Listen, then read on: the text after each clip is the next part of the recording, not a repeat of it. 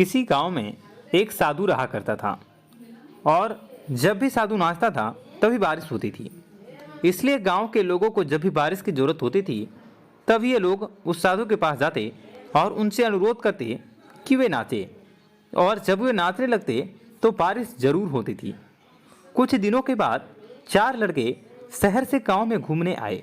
जब उन्हें यह बात पता चली तो किसी साधु के नाचने से बारिश होती है तो उन्हें यकीन नहीं हुआ।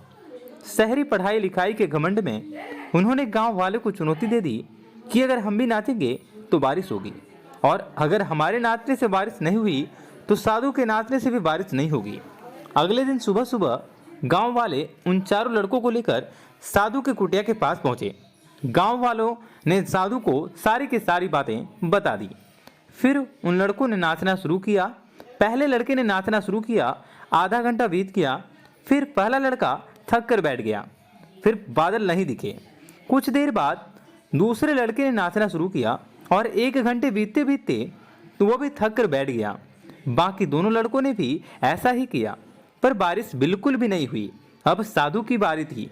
उसने नाचना शुरू किया, 1 घंटा बीत गया पर बारिश नहीं हुई। साधु फिर भी नहीं रुका, वह नाचता ही रहा। नाचते नाचते 2 घंटे बीत गए पर बारिश नहीं हुई। 4 घंटे बीत गए पर बारिश नहीं हुई, लेकिन साधु तो रुकने का नाम ही नहीं ले रहा था। धीरे धीरे शाम ढलने लगी कि तभी बादलों की गड़गड़ाहट सुनाई दी और थोड़ी ही देर बाद जोरों की बारिश होने लगी।